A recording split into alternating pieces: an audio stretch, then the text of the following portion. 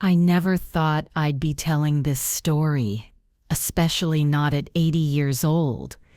But here I am sitting in my rocking chair on my front porch in Charleston, South Carolina, watching the Spanish moss sway in the gentle afternoon breeze, finally ready to speak my truth. My name is Martha Bradley, though most folks around here just call me Miss Martha. The wrinkles on my face tell the story of my 80 years on this earth, but they don't tell the whole story. Behind these faded blue eyes lies a past that few people know about, a past filled with pain, courage, and ultimately, triumph. I was born in 1943 in a small clapboard house on the outskirts of New Orleans, Louisiana. Those were different times back then.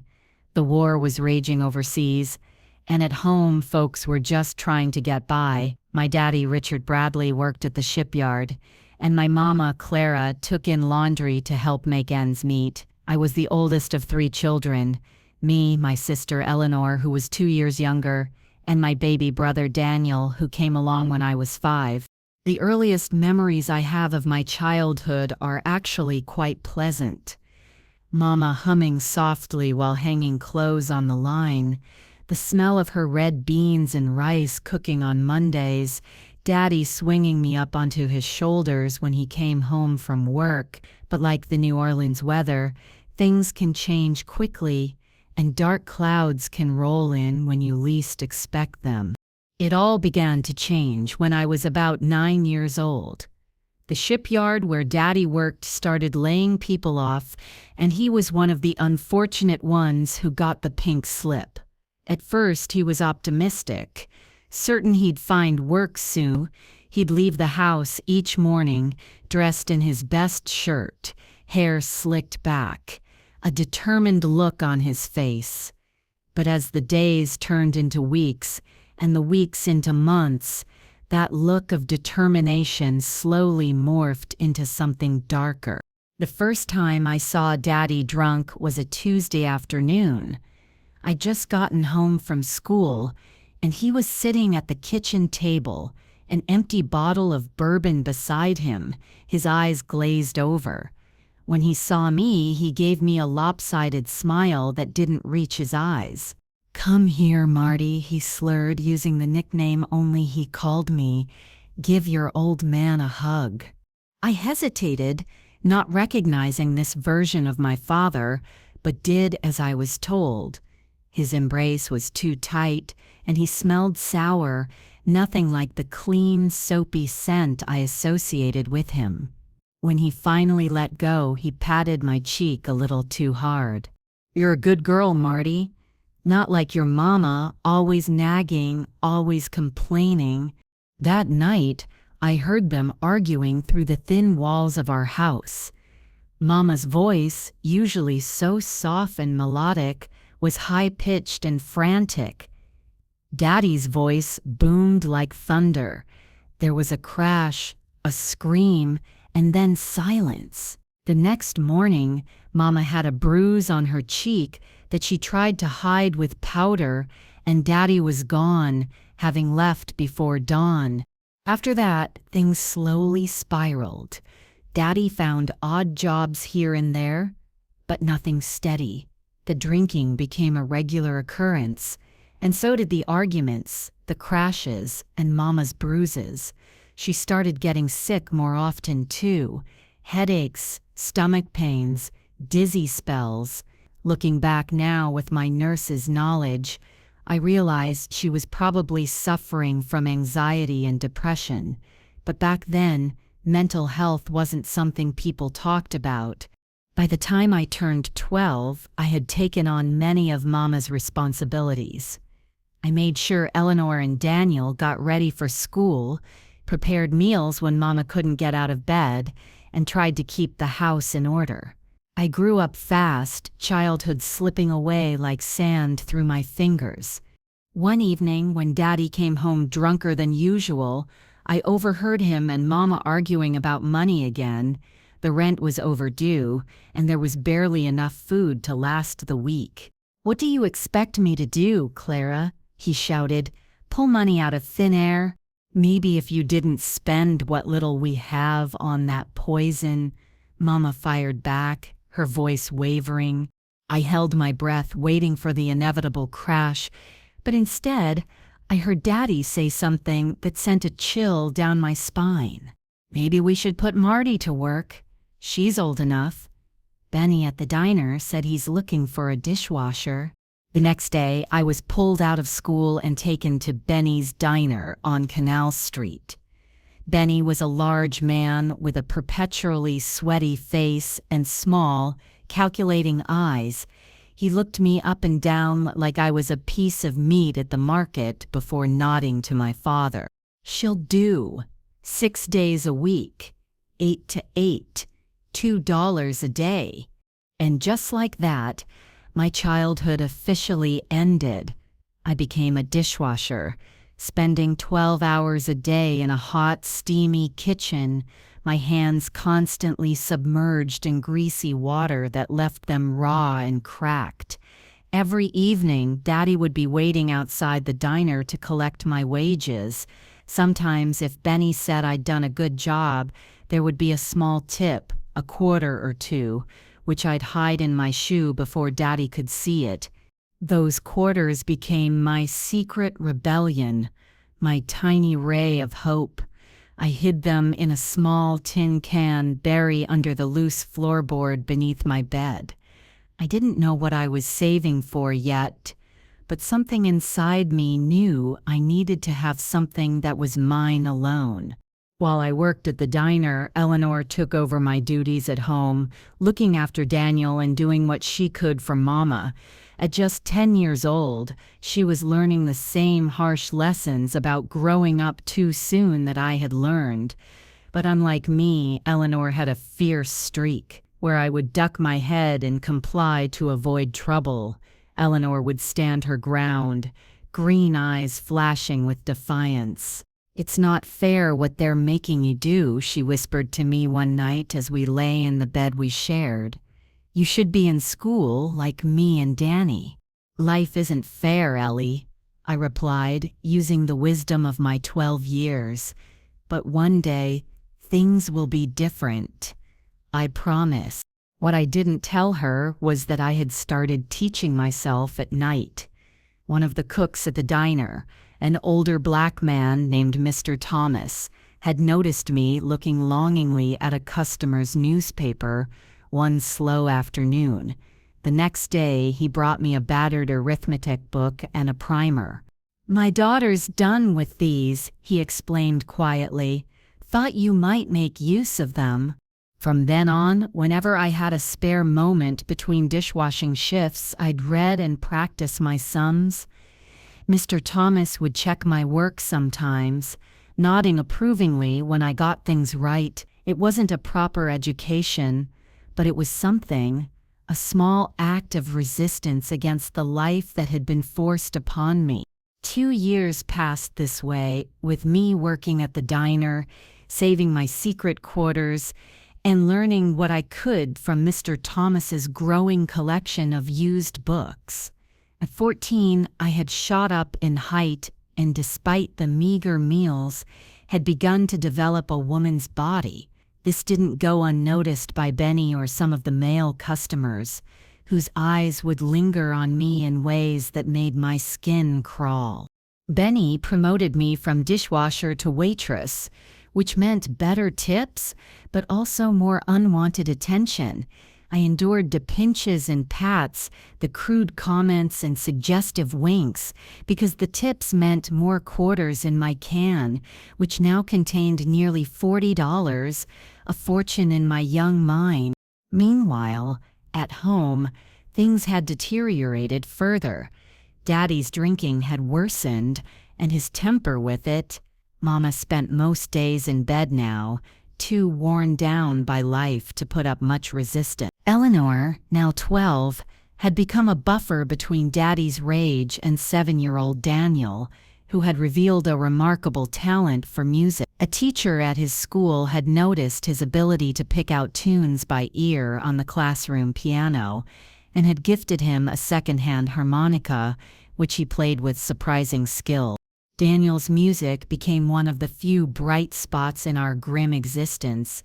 In the evenings, when Daddy is out at the bar, Daniel would play his harmonica softly, filling our shabby living room with melodies that seemed to come from another world, a world where children weren't forced to grow up too soon, where mothers didn't wither away from sorrow, where fathers protected rather than terrorized their families. But I didn't realize just how much Daniel's music meant to me until the day Daddy threatened to take it away. It was a sweltering July afternoon, the kind where the air feels like a wet blanket wrapped around your face. I had just returned from my shift at the diner, my feet aching and my uniform sticking to my back with sweat. As I approached our house, I heard a sound that made my blood run cold. Daniel crying, not his usual childish tears, but deep, gasping sobs that spoke of true anguish. I burst through the door to find Daddy standing over him, harmonica in hand, his face twisted with drunken rage. Eleanor stood between them, her skinny arms outstretched as if to shield Daniel, her face already showing the red mark of Daddy's backhand. "What's going on?" I demanded, dropping my bag by the door. "This little runt has been skipping school to play his damn mouth organ on the street for pennies," Daddy snarled, dangling the harmonica just out of Daniel's reach. "Principal called today." Third time this month. It was true that Daniel had been earning small amounts playing on street corners, contributions to our family's survival that we had kept secret from Daddy, knowing he would only drink away the money. "Give it back to him," I said, surprised at the steadiness in my voice. "It's his." Daddy turned to me, his bloodshot eyes narrowing. "What did you say to me, girl?" I said. "Give it back," I repeated, taking a step forward. "That harmonica was a gift from his teacher. It doesn't belong to you." The sound of his laughter still haunts me sometimes. A harsh, mocking bark that contained no mirth, only cruelty. "Nothing in this house belongs to any of you," he said. "Not this toy, not those clothes on your backs, not even the air you breathe. It's all mine." What happened next is still a blur in my memory. I remember lunging for the harmonica, Daddy's hand connecting with my face, the taste of blood in my mouth. I remember Eleanor screaming and Daniel crying, and I remember the moment when something inside me, something that had been bending and bending under years of pressure, finally snapped. I looked up at my father from the floor where his blow had landed me and said with a calm that surprised even myself, "If you sell that harmonica, if you even touch Daniel or Eleanor again, I'll tell everyone what you really are. I'll tell them how you take my wages and drink them away while your children go hungry. I'll tell them about Mama's bruises and how you've kept her a prisoner in her own home. I'll tell them everything." For a moment, fear flickered across his face, quickly replaced by rage. He grabbed me by the hair, yanking me to my feet. "You ungrateful little—" But before he could finish, the front door opened and there stood Mr. Thomas from the diner, his tall frame filling the doorway, a look of concerned determination on his dark face. "Everything all right in here, Martha?" he asked, though his eyes told me he already knew the answer. Daddy released me immediately, straightening up and forcing a smile that looked more like a grimace. "Just a family discussion," he said. "No concern of yours." Mr. Thomas didn't move from the doorway. "Martha forgot her tips," he said, holding out a small envelope. "Thought I'd drop them by on my way home." The tension in the room was thick enough to cut with a knife. After what felt like an eternity, Daddy grunted and shoved past Mr. Thomas, muttering something about needing a drink. The harmonica clattered to the floor as he stormed out. When he was gone, I collapsed onto a chair. my legs suddenly unable to support me. Mr. Thomas picked up the harmonica and handed it gently to Daniel, who clutched it to his chest like a lifeline. "How did you know?" I asked Mr. Thomas, my voice barely above a whisper. "You had that look," he replied simply. "I've seen it before, on my sister's face, years ago." He hesitated, then placed a hand on my shoulder. "There are options, Martha. You don't have to live like this." Little did I know at that moment, as I sat there with blood in my mouth and fire in my heart, that my life was about to change forever. What Miss Thomas would tell me next would set in motion a chain of events that would lead to our escape and to a discovery about my father that would shock me to my core. I didn't realize it then, but standing up to my father was the first real step towards freeing not just myself, but my entire family. As Thomas's kind but serious eyes met mine, I felt something stir within me, not just anger or fear, but a determination that would carry me through the dark days ahead. Whatever came next, I knew I wouldn't face it alone. The next day at the diner, I could barely focus on my work. My face throbbed where Daddy had hit me. I'd covered the bruise with makeup borrowed from Mama, but the pain remained, a constant reminder of what had happened. More than once, I dropped a plate or mixed up an order, earning sharp rebukes from Benny. During my break, Mr. Thomas beckoned me to the back alley behind the kitchen. Leaning against the brick wall, he lit a cigarette and spoke in a low voice. "Your daddy comes in here sometimes when you're not working," he said.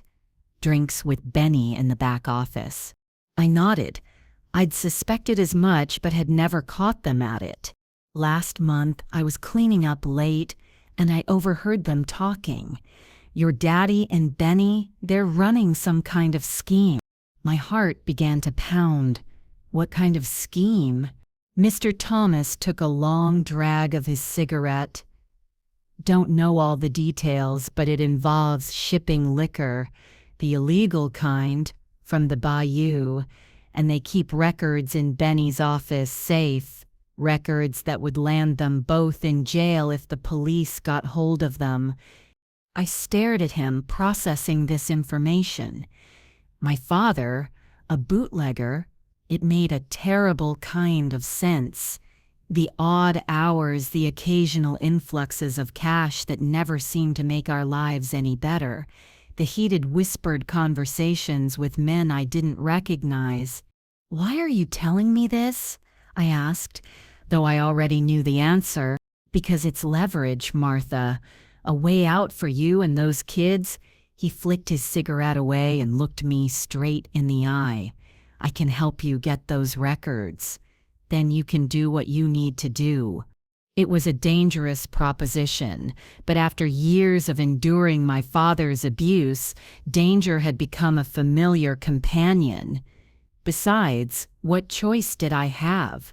Continue as we were, with Eleanor and Daniel's childhoods being stolen just as mine had been? Watch Mama fade away a little more each day? It was time for action. The plan was simple but risky. Mr. Thomas had a key to the back door of the diner. As the senior cook, he sometimes opened up in the mornings. The next night, after closing, when Benny was sure to be at his weekly poker game, we would enter the diner and access the safe in his office. Thomas knew the combination. He'd seen Benny open it countless times while pretending not to look.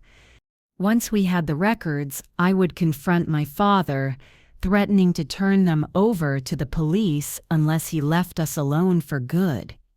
It wasn't a perfect plan. There were 1,000 ways it could go wrong, but it was the only one we had. I spent that day in a state of nervous anticipation, jumping at every sound, checking the clock obsessively.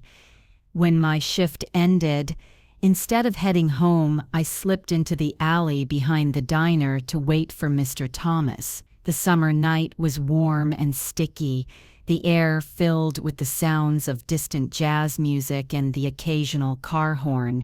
True to his word, Mr. Thomas appeared just after midnight, his normally composed face tight with tension. "Ready?" he whispered. I nodded, my mouth too dry for speech. The back door opened with a soft click, and we slipped inside.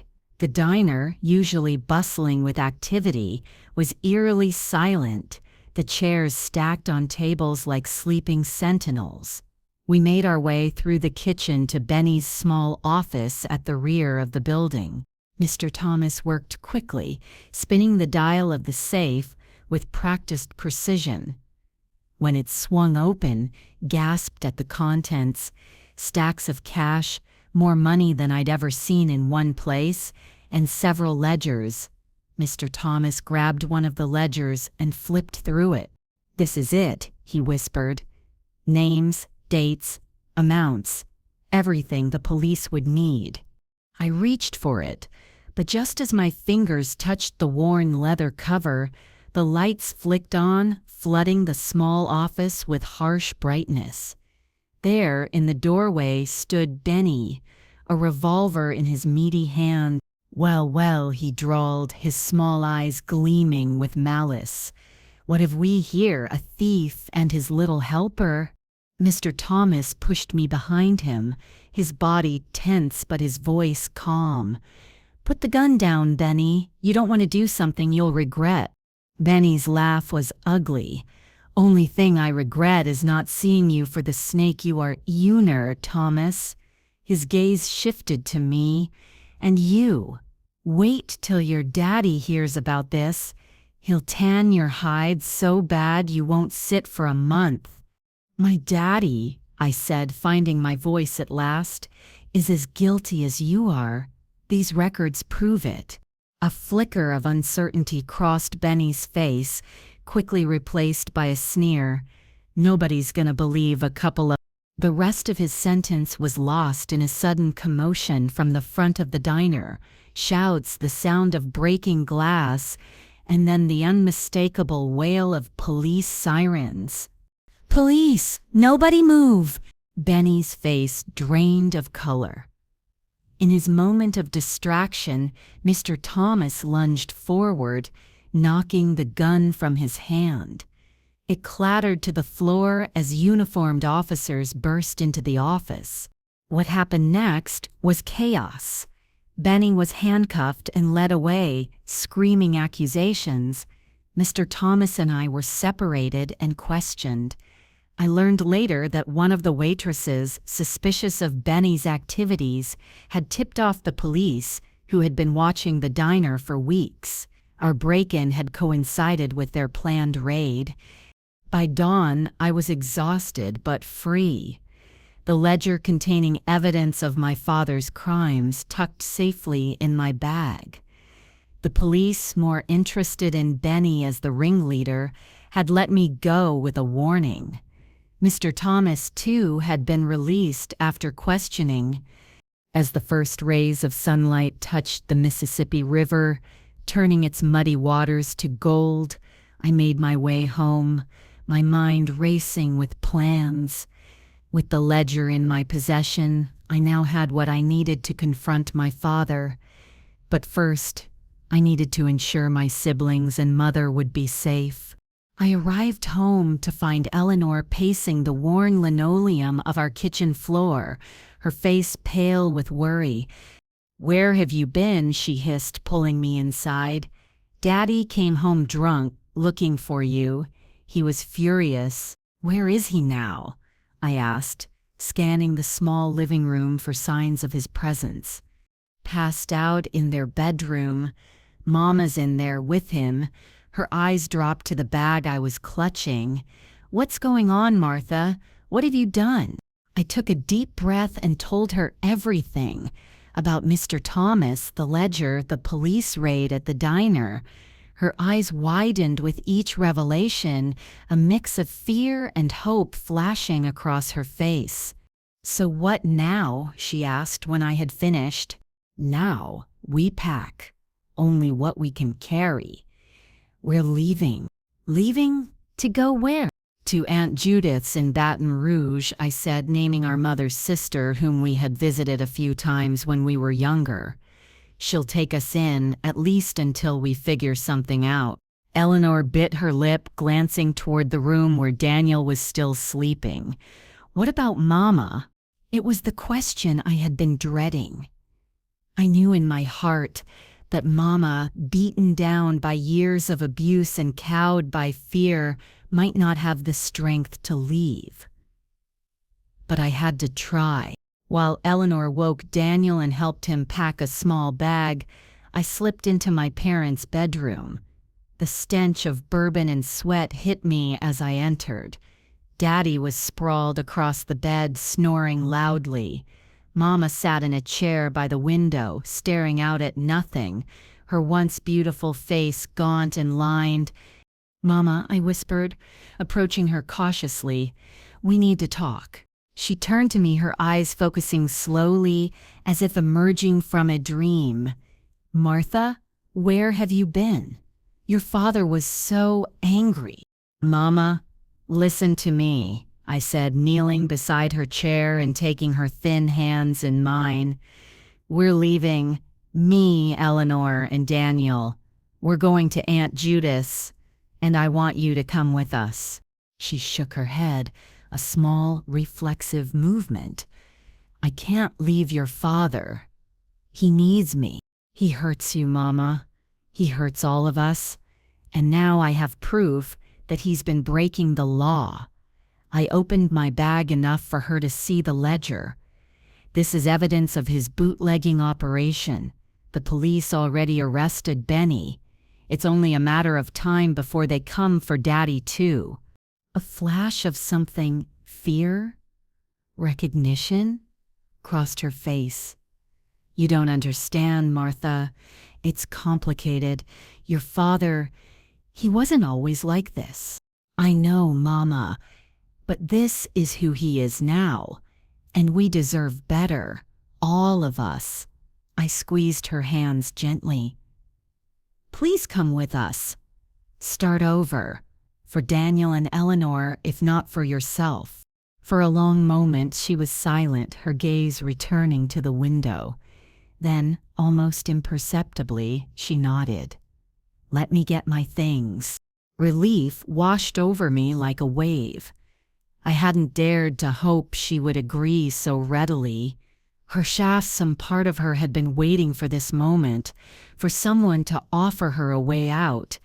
We moved quietly, gathering only what was essential: clothes, a few photographs, Daniel's harmonica, retrieved my tin can from beneath the floorboard, counting out the money I had saved over the years. $47.85, enough for bus tickets to Baton Rouge and a little extra to tide us over.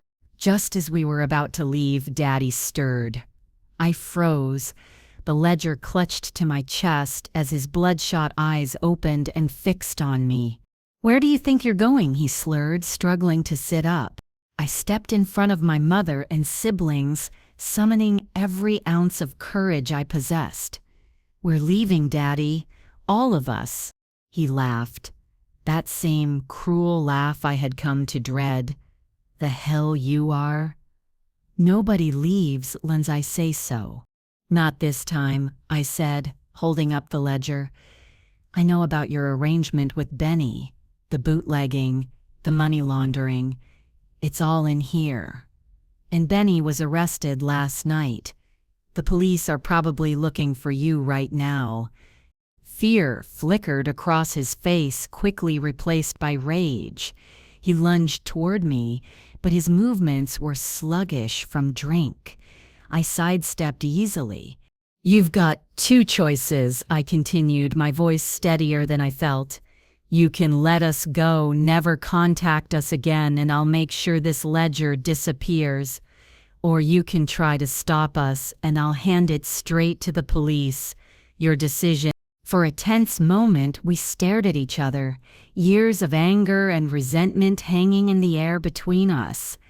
Then, surprisingly, he sank back onto the bed, defeat written across his face. "Take it," he muttered. "Take it all. You were always too smart for your own good, Marty." It was the last time I would hear him call me by that name, the last time I would see him for many years. Without another word, we left the house that had been the scene of so much pain, stepping out into the bright Louisiana morning. The bus to Baton Rouge left at noon. As it pulled away from the station, I watched New Orleans recede through the window, the city's vibrant colors and sounds fading into the distance. Beside me, Daniel played a soft, tentative melody on his harmonica. Eleanor had her arm around Mama, whose face already seemed less drawn, as if each mile between her and Daddy was lifting a weight from her shoulders.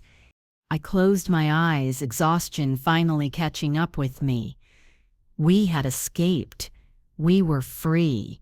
But the hardest part of our journey, rebuilding our lives from the ground up, was just beginning. Little did I know then, as the bus rumbled toward Baton Rouge, that the lessons I had learned in that small New Orleans house, about survival, about courage, about the bonds of family, would serve me well in the years to come. Or that the girl who had been forced to grow up too fast would one day use her experiences to help other children escape similar circumstances. That part of my story was still waiting to be written.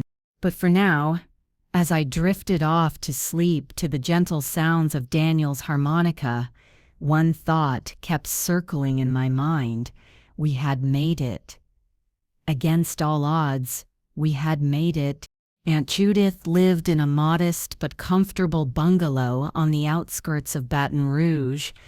I had only met her a handful of times during my childhood, but I remembered her as a practical, no-nonsense woman with a quick laugh and an even quicker temper. She had never married, working instead as a secretary at the local high school, a position that afforded her independence, a rare commodity for women in those days. When we arrived on her doorstep, 4 exhausted travelers with our worldly possessions in tattered bags, she took one look at her sister's bruised face and ushered us inside without a word. Only later, after we had eaten and the younger ones were asleep, did she sit down with Mama and me at her kitchen table to hear our story. I told her everything about Daddy's drinking, the abuse, my years working at the diner, and finally, the discovery of his illegal activities and our escape. Throughout my narrative, Aunt Judith's face remained impassive, but her eyes grew harder with each revelation. When I finished, she reached across the table and took Mama's hand. "Clara, why didn't you tell me it was this bad? All those letters saying everything was fine." Mama's eyes filled with tears. "I was ashamed, Judith, and afraid. Richard, he read everything I wrote, checked everything that came in the mail." Aunt Judith shook her head, lips pressed into a thin line. Then she turned to me. "And you, Martha, 14 years old and already braver than most grown men I know." She reached into the pocket of her robe and pulled out a pack of cigarettes, lighting one with hands that trembled slightly. "You can all stay here as long as you need. The house isn't big, but we'll make it work." True to her word, Aunt Judith rearranged her life to accommodate us. She gave her bedroom to Mama, taking the sofa for herself. Eleanor and I shared the small guest room, while Daniel slept on a cot in what had been Aunt Judith's sewing room. It was cramped, but after the tension of our old house, it felt like paradise. The first order of business was getting the younger ones back in school. Aunt Judith, with her connections at the high school, arranged for Eleanor to start immediately. Daniel, too, was enrolled in the local elementary school, where his musical talent was quickly recognized and nurtured by an enthusiastic music teacher. For Mama, the transition was more difficult. Years of abuse had left her a shell of the woman she once was. Some days she couldn't get out of bed, overwhelmed by depression and anxiety. Other days she would clean Aunt Judith's house with frantic energy, as if trying to justify her presence. Aunt Judith, showing unexpected tenderness, arranged for Mama to see a doctor friend of hers who prescribed medication and recommended regular talks with the local minister, who had training in counseling. As for me, I was determined to resume my education. Despite the years I had missed, Mr. Thomas's impromptu lessons had kept me from falling too far behind. I took a placement test at the high school and was allowed to join the 9th grade, 2 years behind where I should have been, but still a victory. To contribute to the household expenses, I found a job working evenings and weekends at a local drugstore. It was worlds away from the grimy diner, clean, well-lit, with a manager who treated his employees with respect. For the first time, I got to keep all of my earnings, using them to buy school supplies, clothes for the younger ones, and small luxuries like ice cream on Sundays or tickets to the occasional movie. Life settled into a new rhythm. Mornings were a flurry of activity as everyone prepared for school or work. Evenings were for homework, shared meals, and Daniel's increasingly impressive harmonica performances. Aunt Judith, we discovered, had a beautiful singing voice and often joined Daniel in impromptu concerts that filled the small house with joy. It wasn't perfect. We all carried scars from our time with Daddy, Mama's persistent fear, Eleanor's occasional nightmares, Daniel's startled response to loud noises, my own wariness around male authority figures. But we were healing, slowly but surely, like a garden recovering after a storm. And then, 6 months after our arrival in Baton Rouge, we received the news that would change everything once again. It came in the form of a telephone call on a crisp autumn evening. I answered, expecting it to be one of Aunt Judith's friends from the school. Instead, a deep, official-sounding voice asked for Mrs. Clara Bradley. Mama took the receiver with trembling hands. As she listened, her face went through a series of emotions: shock, confusion, and finally, something that looked almost like relief. When she hung up, she turned to us with wide eyes. "That was the New Orleans police," she said, her voice barely above a whisper. "Your father has been arrested for bootlegging and assault. He's going to prison for at least 5 years." The room fell silent. I felt a complex mix of emotions: vindication, yes, but also a strange sadness for the father who might have been, had life and his own demons not twisted him into something unrecognizable. "Did they find the ledger?" I asked, thinking of the evidence I had threatened him with. Mama shook her head. Someone called in an anonymous tip. Apparently, he got drunk at a bar and started boasting about his operation. An undercover officer was there and heard everything. His own loose tongue had betrayed him. There was a certain poetic justice in that. What none of us expected was what came next. 2 weeks later, a letter arrived from a law firm in New Orleans. Daddy, facing a long prison sentence and perhaps feeling a rare moment of remorse, had signed over the deed to our old house to Mama. Furthermore, there was insurance money, a policy he had taken out years ago that could now be accessed. It wasn't a fortune, but it was enough. Enough for Mama to sell the house in New Orleans, which held too many painful memories, and purchase a small place of her own in Baton Rouge.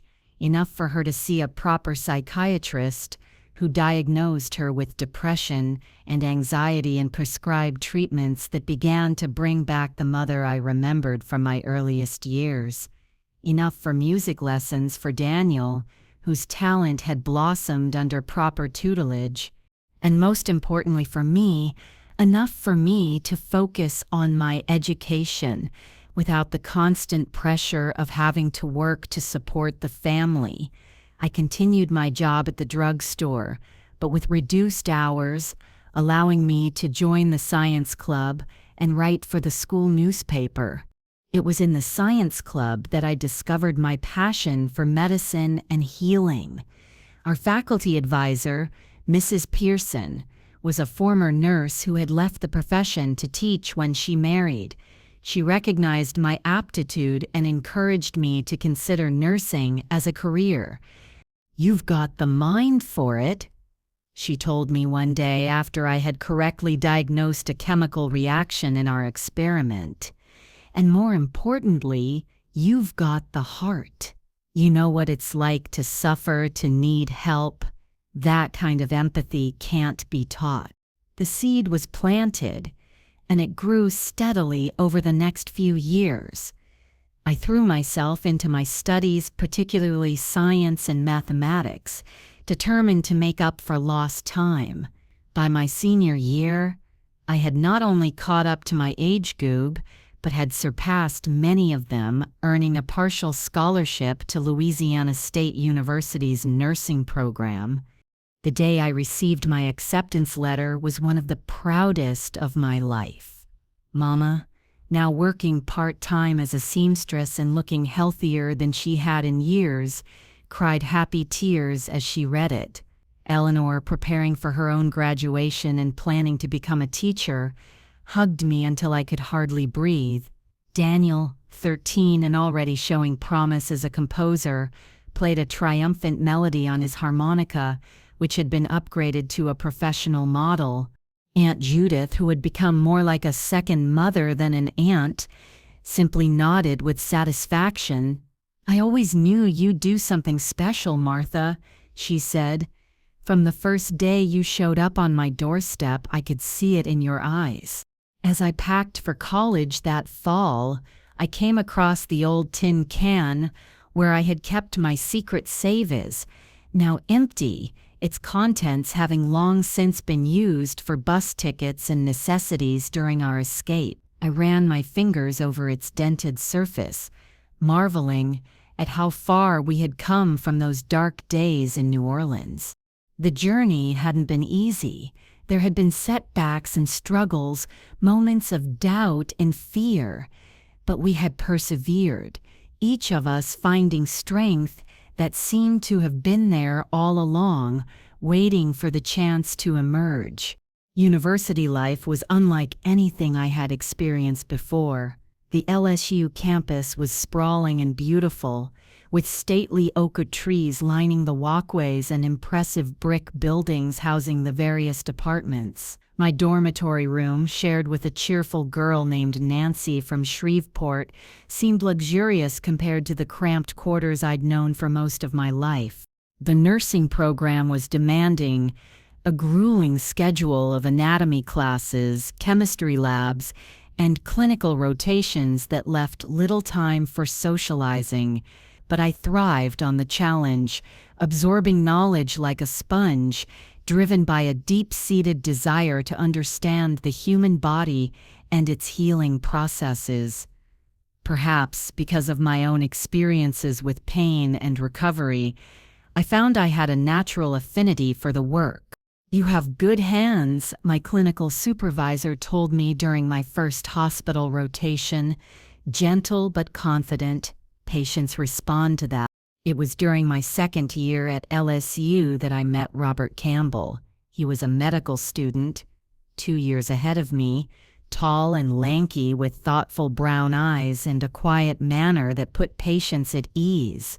We were assigned to the same ward during a pediatric rotation, and I noticed him immediately, not just because he was handsome, though he certainly was, but because of the way he interacted with the children. Where other medical students were clinical and detached, Robert got down on their level, spoke to them with respect, took the time to explain procedures in terms they could understand. Our first real conversation happened over lukewarm coffee in the hospital cafeteria at 3 in the morning, both of us taking a rare break during a hectic night shift. I was reviewing notes for an upcoming exam. He was making a card for a 6-year-old patient who was being discharged the next day. "That's a pretty good drawing," I commented, nodding toward his sketch of a cartoon rabbit wearing a doctor's coat. He looked up, seeming almost embarrassed. "Thanks. Art was actually my first love, before medicine. My mother taught me to draw when I was little." He studied me for a moment. "You're Martha Bradley, right? From the nursing program? I've heard good things about you from Dr. Reynolds." I felt a flush of pleasure at the compliment. Dr. Reynolds was notoriously hard to impress. "And you're Robert Campbell. The kids all talk about the doctor who draws pictures." He laughed, a warm sound that I found myself wanting to hear again.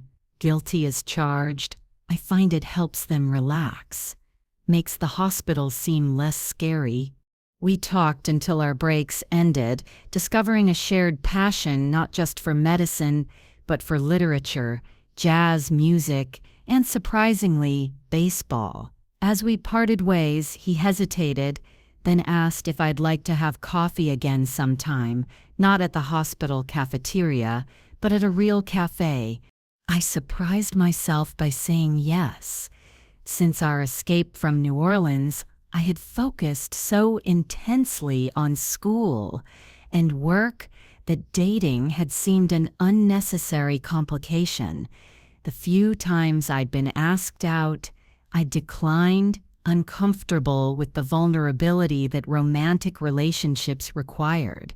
But there was something about Robert, his gentleness, his respect for others, his obvious intelligence, that made me willing to take a risk. Our first official date was at a small jazz club near campus. I remember being nervous, changing my outfit 3 times before settling on a simple blue dress that Eleanor had helped me make. Robert arrived with a single yellow rose and a shy smile that immediately put me at ease.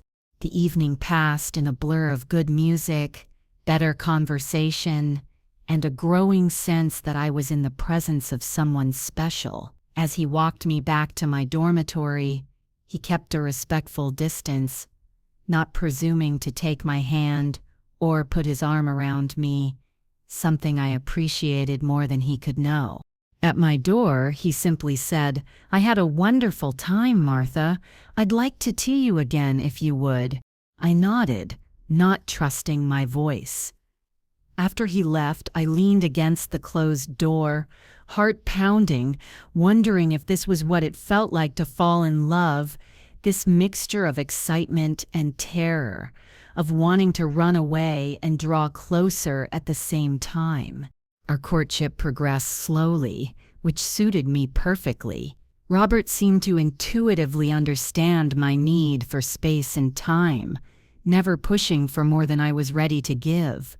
We studied together in the library, attended lectures and concerts, volunteered at a free clinic on weekends. Gradually, I began to share pieces of my past with him. Not all at once, but in small fragments that he received without judgment or pity.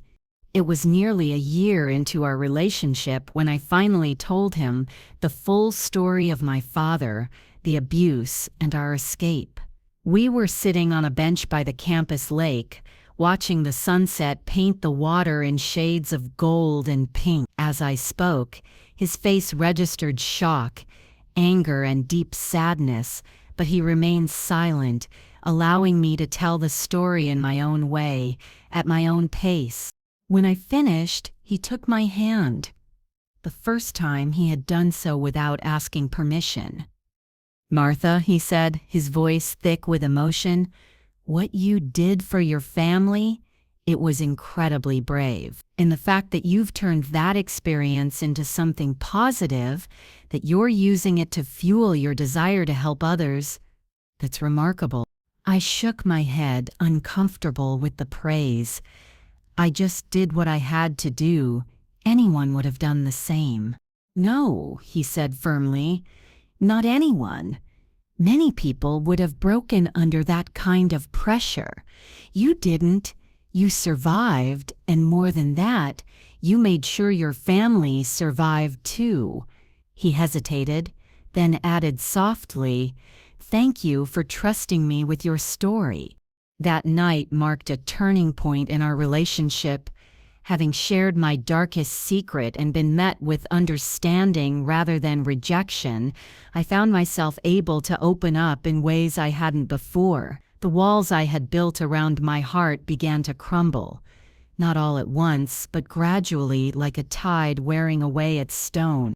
Robert and I graduated from our respective programs, he with his medical degree, I with my nursing diploma, and began our careers at the same Baton Rouge hospital. He chose pediatrics as his specialty, while I found my calling in emergency nursing, drawn to the fast pace and the opportunity to help people at their most vulnerable moments.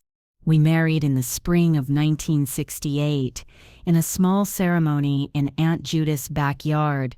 Daniel, now a talented musician studying at Juilliard on scholarship, played a piece he had composed especially for the occasion. Eleanor, already married to a kind history teacher and expecting her first child, was my matron of honor.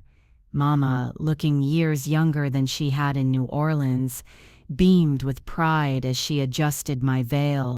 Robert's family, his parents and 2 younger sisters, welcomed me warmly, though I sensed they were curious about my background. I had told Robert that I preferred not to share the details of my childhood with them, at least not initially, and he respected my wishes. To them, I was simply the nurse their son had fallen in love with, and that seemed to be enough. Our early married years were busy but happy. We rented a small apartment near the hospital, often working opposite shifts and leaving notes for each other on the kitchen table. We saved diligently, dreaming of buying a house someday, perhaps starting a family of our own. Though the work was demanding and often emotionally draining, we found strength in each other, in the shared purpose of healing and helping others. It was during this time that I first encountered a case that would change the course of my career. A young girl, no more than 10, was brought into the emergency room with what her mother claimed were injuries from a fall down the stairs. But the pattern of bruises, the healing fractures revealed by X-rays, the child's withdrawn demeanor, all told a different story, one I recognized all too well. Following hospital protocol, I reported my suspicions to the attending physician and the hospital's social worker. But as I sat with the frightened child while waiting for them to arrive, I was struck by a profound sense of déjà vu. How many adults had failed me when I was in a similar situation? How many had chosen to look the other way, to accept flimsy explanations rather than confront the ugly truth? That night I couldn't sleep, haunted by the girl's face and by memories of my own childhood. Robert found me at the kitchen table at 3 a.m, staring into a cold cup of coffee. "What is it?" he asked, pulling up a chair beside me. I told him about the girl, about my frustration with a system that seemed designed more to protect adults than children. "There should be more we can do," I said. "Better ways to identify these cases early, to intervene before it gets this bad." Robert listened thoughtfully, then said, "Maybe there could be. Why don't you develop a protocol? Something nurses and doctors could use to screen for abuse, to know what signs to look for." The idea took root, growing from a simple screening tool into a comprehensive program.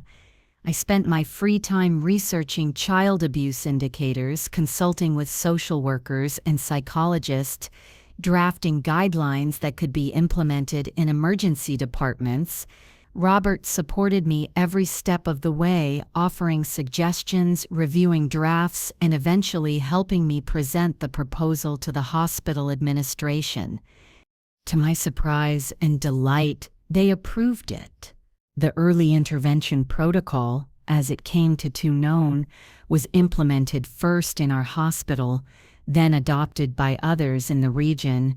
I was asked to conduct training sessions for staff, to share my expertise at medical conferences. What had begun as a personal mission was becoming a professional calling. It was around this time, as I approached my 30th birthday, that Robert and I began seriously discussing having children of our own.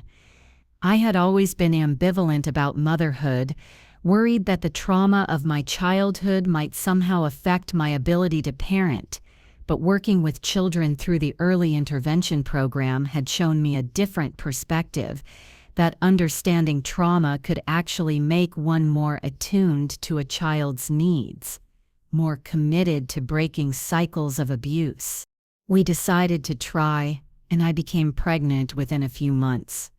The pregnancy was straightforward, the delivery less so, 36 hours of labor ending in an emergency cesarean section. But when they placed our daughter in my arms, a tiny bundle with Robert's thoughtful eyes and a dusting of dark hair, all the pain and fear melted away.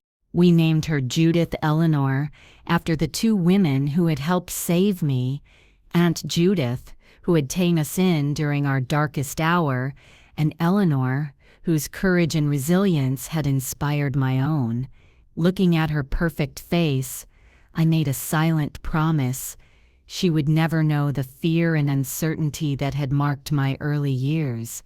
She would grow up secure in the knowledge that she was loved, protected, valued. As I held my newborn daughter, watching her tiny chest rise and fall with each breath, I thought about the long, winding path that had led me to this moment. From the frightened girl washing dishes in a New Orleans diner, to a respected nurse developing programs to protect vulnerable children, it seemed almost miraculous. But it hadn't been a miracle, not really. It had been a series of choices, made by me and by those who had helped me along the way. Choices to be brave, to take risks, to believe in the possibility of a better future. I couldn't have known then, as I rocked Judith Eleanor in the quiet of the hospital room, that my journey was far from over, that the seeds planted during those early years of my career would eventually grow into something much larger than I had ever imagined, a foundation that would help thousands of families escape situations like the one I had fled, that the little girl in my arms would one day join me in that work, carrying it forward into a new generation. But perhaps, on some level, I did know. Perhaps that's why, as I whispered promises to my daughter, I included one that would shape the years to come. I will use everything I've learned, everything I've survived, to make the world a little safer for children like you. And someday, when you're ready, I'll tell you why it matters so much. It was a promise I would keep, though the path to fulfilling it would have more twists and turns than I could have anticipated. But that's the nature of life, isn't it? We make our plans, set our course, but the journey rarely unfolds exactly as we expect. The true test is not whether we reach our destination unchanged, but how we adapt to the unexpected detours along the way. The first years of motherhood were a delicate balancing act. I had taken a 3-month maternity leave, generous by the standards of the time, but returning to work was still wrenching. Leaving Judith Eleanor with a neighbor who provided childcare felt like leaving a piece of my heart behind each morning. Robert and I arranged our schedules so that one of us was always home with her in the evenings, but the days were long and I often found myself fighting exhaustion as I tended to patients. Yet I couldn't bring myself to give up my career, especially as the early intervention protocol began to show mowing results. Reports of suspected child abuse had increased significantly since its implementation, not because there was more abuse, but because healthcare workers were now better trained to recognize and report it. Children were being identified earlier, receiving help before the damage became too severe. When Judith Eleanor was 2, I was offered a position as the coordinator of the newly established child protection team at the hospital, a multidisciplinary group of doctors, nurses, social workers, and mental health professionals dedicated to identifying and treating abused children. The role would mean regular hours, no more night shifts, and the opportunity to expand the work I had begun with the protocol. "Take it," Robert urged when I expressed concern about the career shift. "You were born for this work, Martha, and our family will benefit from having you home in the evenings." He was right, on both counts. The new position allowed me to develop the program more fully, to establish relationships with law enforcement, child protective services, and the court system. We created a more coordinated approach to handling abuse cases, ensuring that children didn't fall through the cracks of a fragmented system.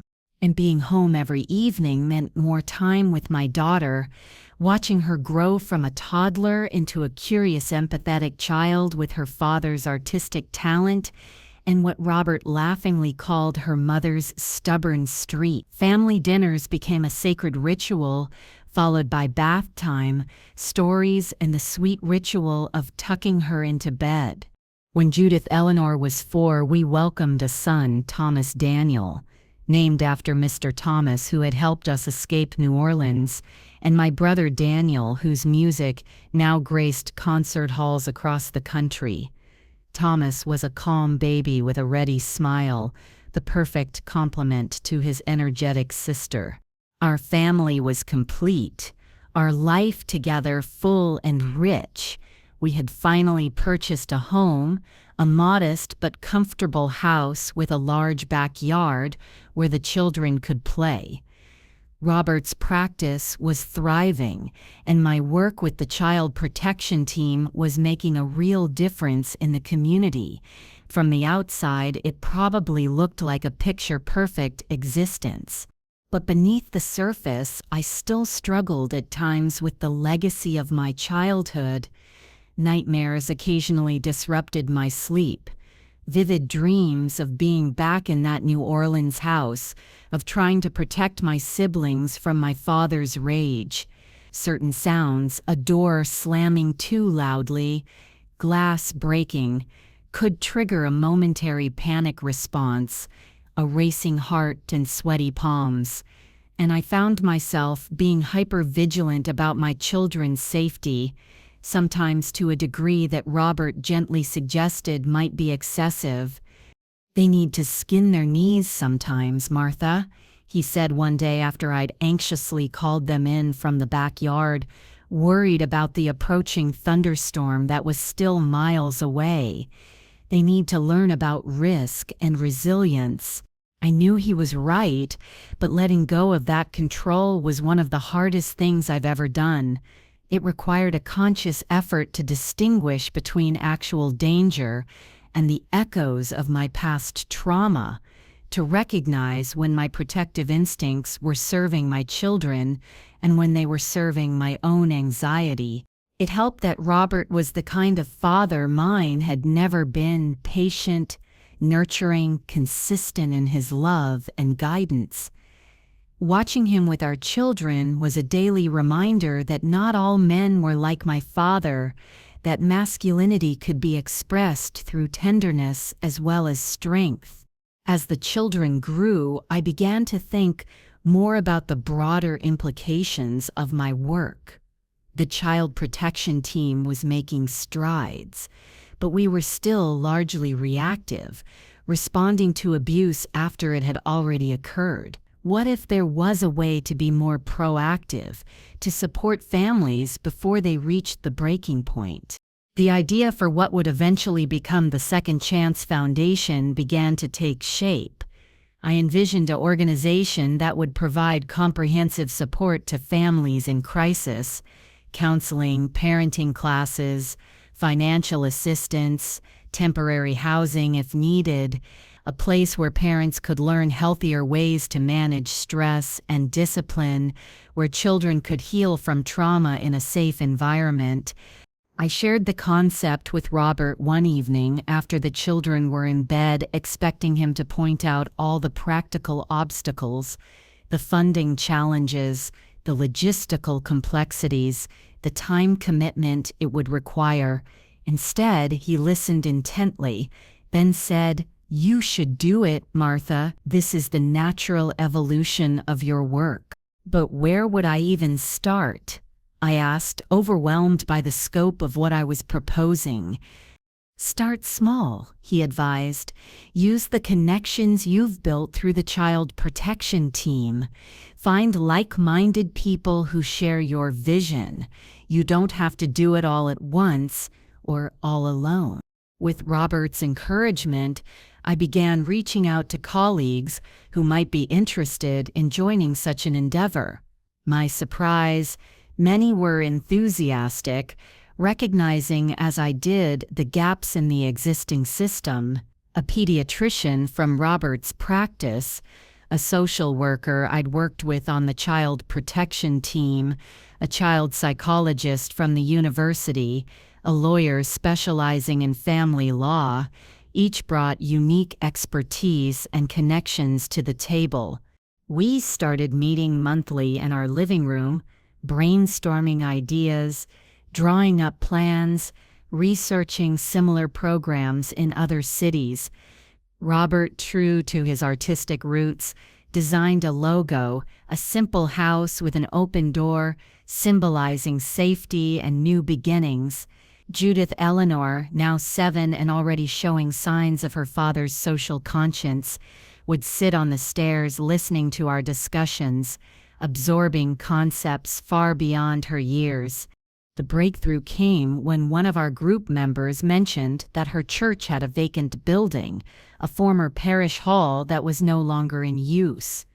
The church board was willing to lease it to us for a nominal fee, provided we used it for community service. With a physical location secured, the Second Chance Foundation began to take shape. We applied for nonprofit status, wrote grant proposals, solicited donations from local businesses. I withdrew my savings, the remains of the insurance money from the sale of our New Orleans house, to cover initial renovations and supplies. Robert contributed countless hours of free medical care, examining children who came through our doors. The grand opening in the spring of 1978 was a modest affair, but to me it felt monumental as I cut the ribbon across the entrance to the former parish hall, now painted in bright, welcoming colors and furnished with donated couches, tables, and toys. I thought of how far I had come from that frightened girl in New Orleans, how the pain I had endured had been transformed into purpose, the fear into determination.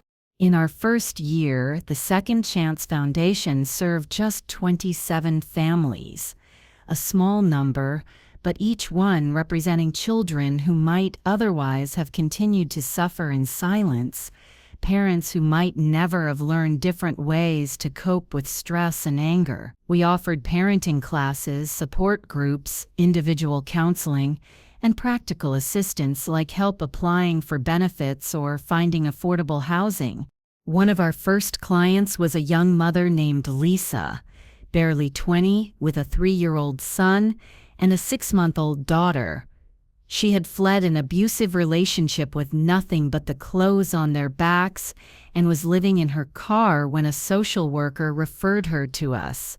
We found her temporary housing, helped her apply for assistance, and enrolled her in our parenting program. Over the course of a year, I watched her transform from a terrified, defensive young woman into a confident mother who eventually found a job, an apartment, and even enrolled in community college classes.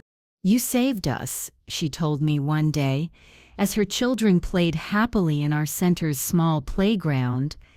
"I didn't think anybody cared what happened to us. I cared because someone cared about me once. I replied, thinking of Aunt Judith, of Mr. Thomas, of all the people who had helped me when I needed it most. That's how it works. The help you receive becomes the help you give. As word of our work spread, more families found their way to our door. We expanded our programs, hired staff, moved to a larger facility. By the time Judith Eleanor left for college in 1989, headed to Tulane University to study social work, a choice that filled me with both pride and a bittersweet sense of continuity. The Second Chance Foundation was serving hundreds of families annually, with satellite locations in 3 neighboring parishes. Thomas followed his sister to college 3 years later, though he chose a different path, studying engineering at LSU. "I want to build things, Mom," he explained. "Tangible things that last." I understood his desire for concreteness, for problems that could be solved with formulas and blueprints rather than the messy, often ambiguous work of healing human hearts. Not everyone is called to face trauma head-on, and that's as it should be. With both children launched into adulthood, Robert and I found ourselves contemplating the next chapter of our lives. He was considering scaling back his practice, perhaps teaching at the medical school part-time. I was still deeply involved with the foundation, but also feeling the pull to explore other aspects of my work: writing, speaking, advocating for policy changes at the state level. It was during this period of transition that I received a letter that would bring my past rushing back with unexpected force. It was addressed simply to Martha Bradley Campbell at the Foundation's office, written in a shaky hand I didn't recognize. The return address was from the Louisiana State Penitentiary at Angola. I knew who it was from before I even opened it. After all these years, my father had found me. The letter inside was brief, the handwriting unsteady, as if written by someone who was ill or very old. It read, "Martha, I'm dying. Cancer. Don't have long. Would like to see you one last time. I know I don't deserve it. Understand if you say no. Your father, Richard Bradley." I sat at my desk for a long time, the letter trembling in my hands. My father, the man I had fled all those years ago, whose violence had shaped so much of my life. He wanted to see me. He was dying. My first instinct was to throw the letter away, to pretend I had never received it. What possible good could come from reopening those old wounds? I had built a life, a family, a career, helping others overcome exactly the kind of trauma he had inflicted. I owed him nothing, less than nothing. And yet, I couldn't bring myself to discard the letter. Instead, I folded it carefully and placed it in my purse, uncertain why I felt compelled to keep it. That evening after dinner, I showed it to Robert. He read it silently, his expression grave. "What are you thinking?" he asked when he finished, handing it back to me. "I don't know," I admitted. "Part of me wants to ignore it completely, but another part wants closure," he finished for me. "Wants to see him one last time, to show him who you've become despite everything he did." I nodded, relieved that he understood. Is that petty? To want him to see that I survived, that I thrived? Robert shook his head. "It's human, Martha. But the question isn't whether you want him to see who you've become, it's whether seeing him again is something you need for yourself."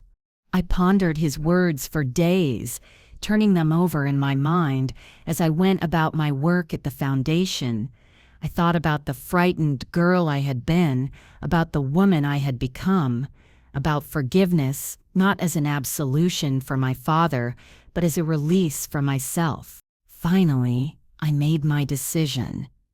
I would go, not for him, but for me.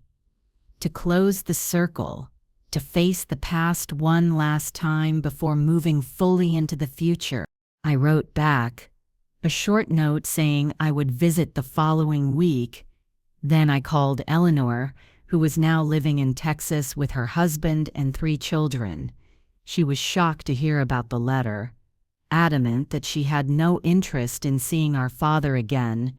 "But I understand if you need to go," she said. "Just be careful, Martha. People like him.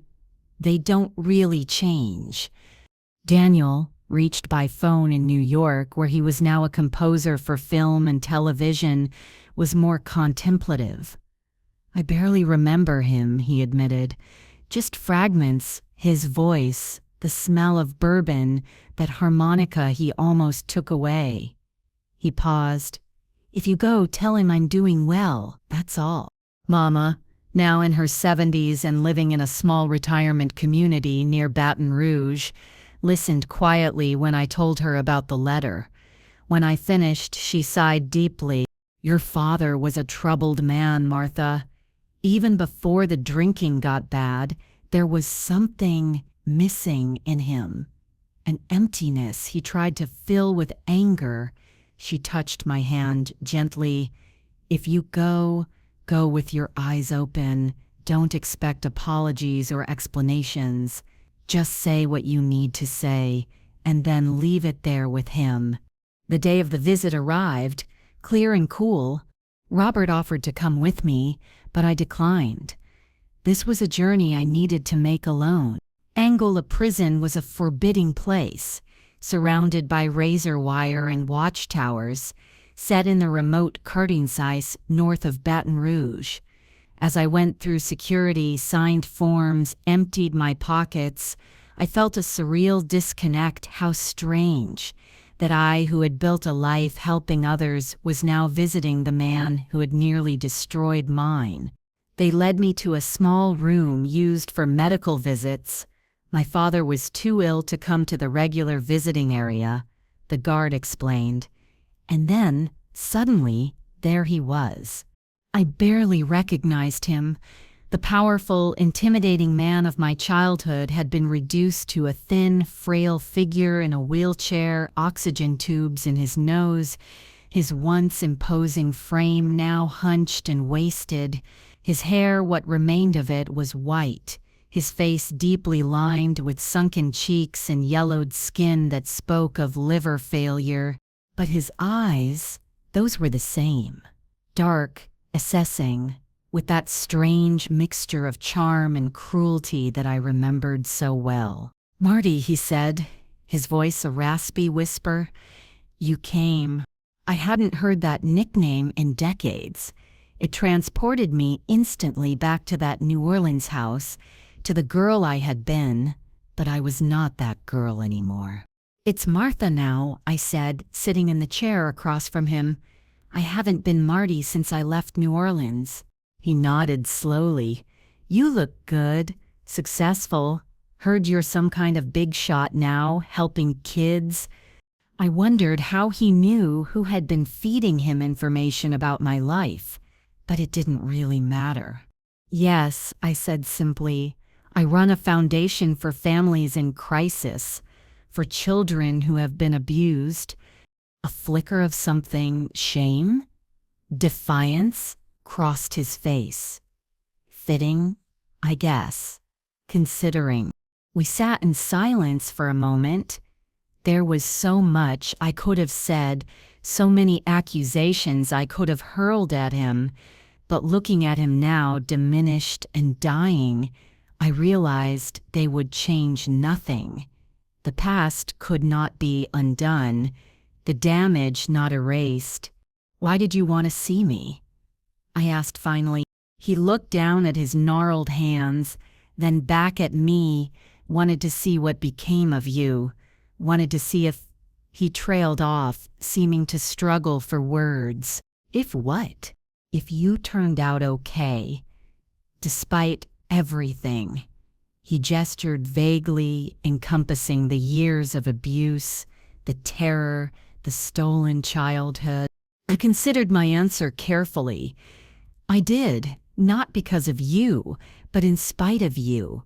I have a husband who is kind and gentle, 2 children who never knew what it's like to be afraid in their own home, a career helping others escape situations like the one you created for us.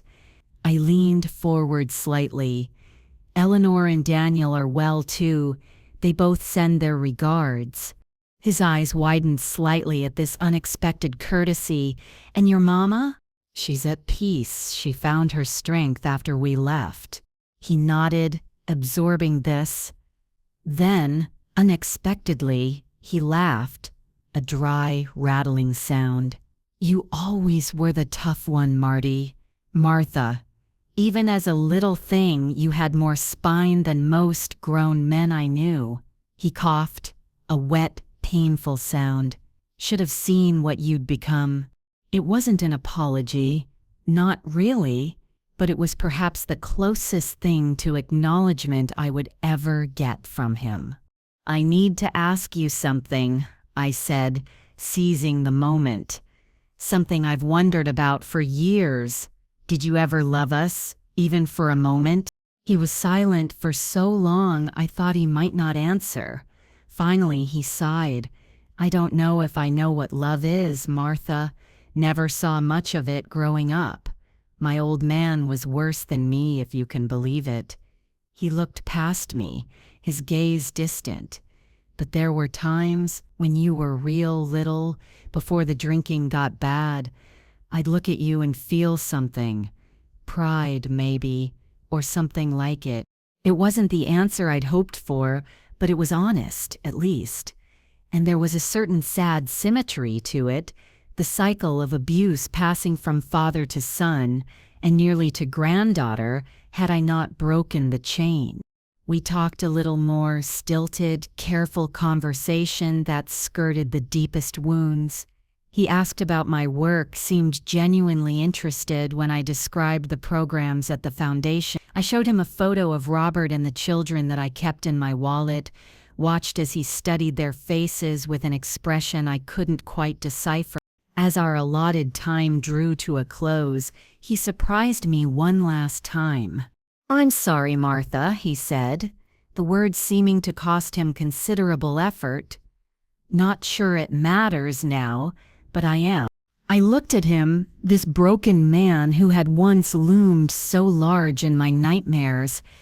It doesn't change the past, I said, but I hear you. As I stood to leave, he reached out a trembling hand. After a moment's hesitation, I took it briefly in mine, not in forgiveness exactly, but in acknowledgement of our shared humanity, of the complicated bond that exists even between the wounded and those who wound them. Goodbye, Daddy, I said, using the childhood term one last time. Goodbye, Martha, he replied. You did good? Remember that?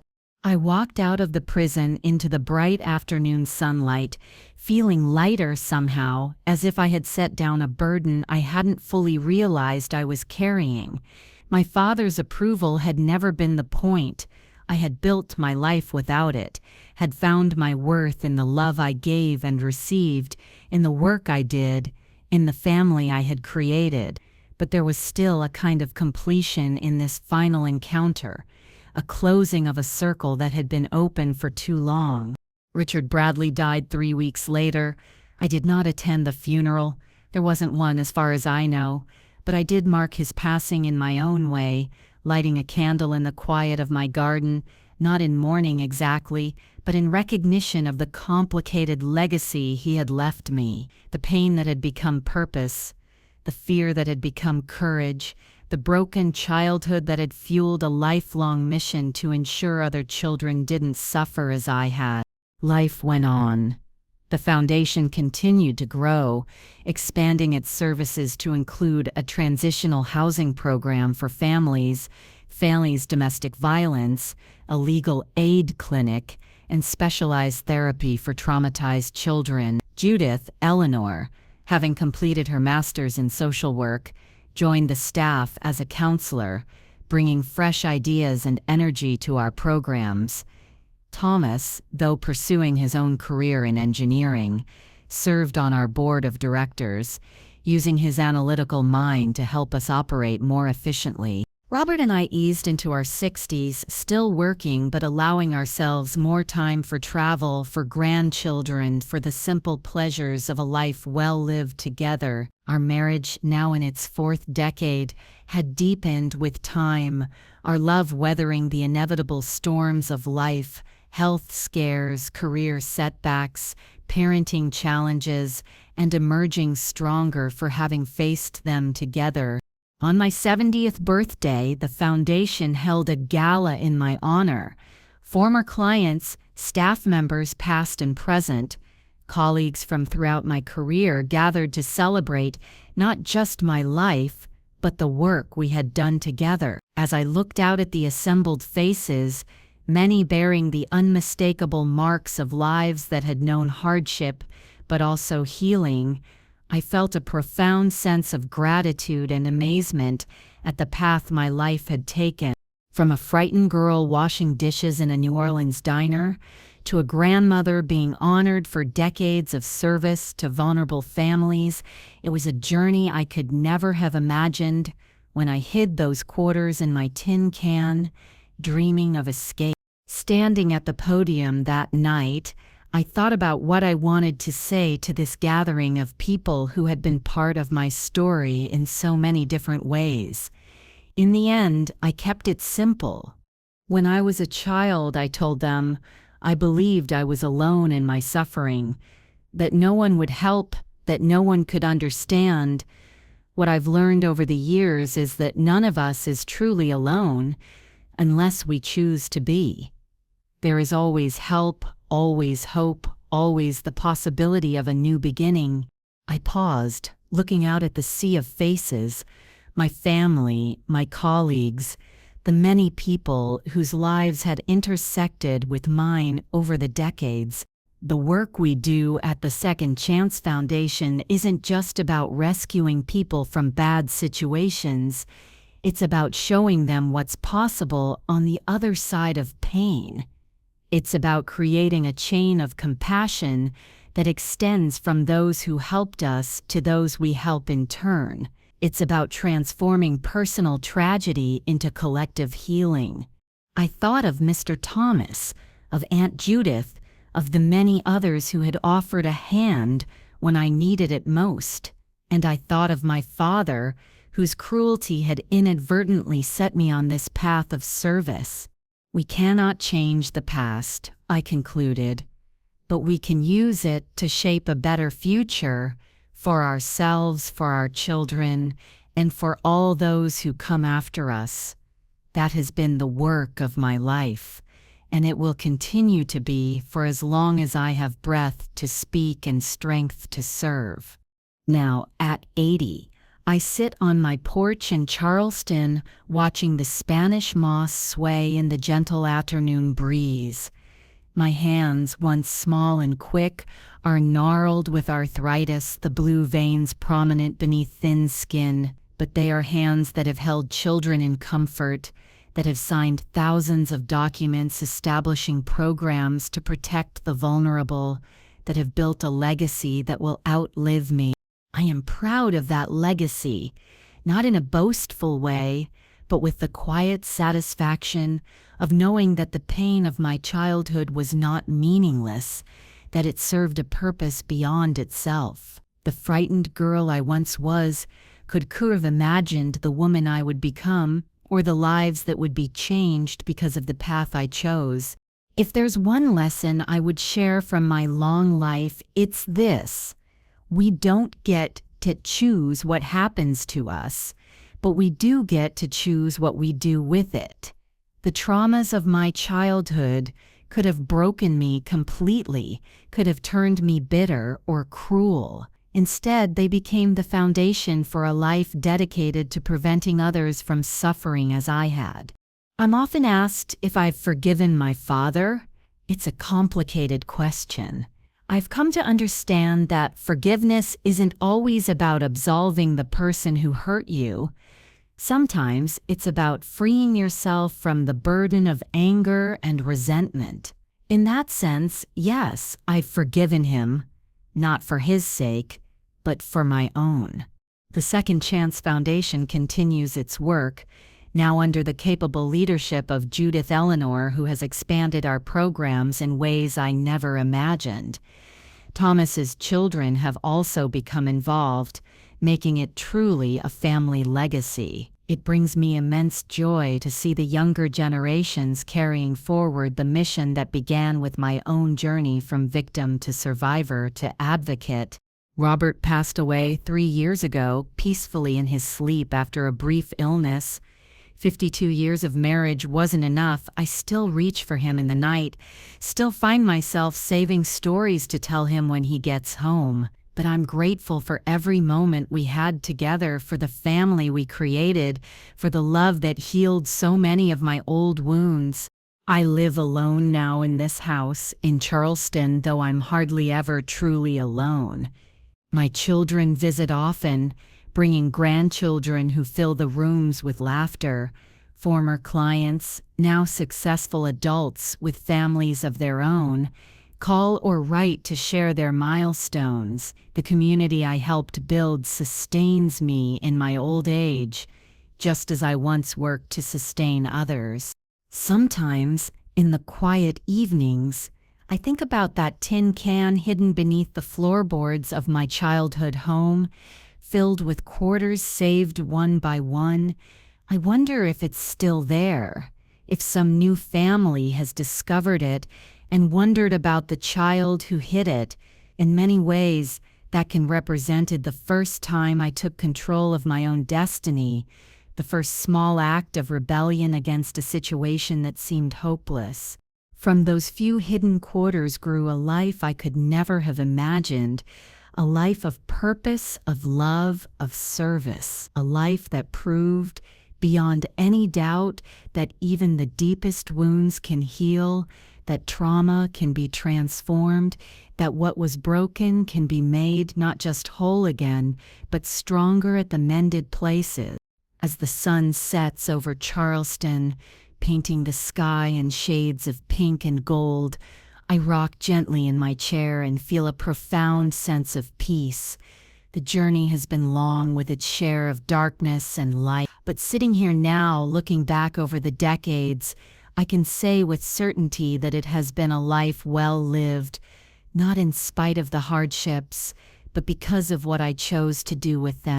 And perhaps that's the most important legacy any of us can leave, not just to survive our darkest moments, but to use them to bring more light into the world.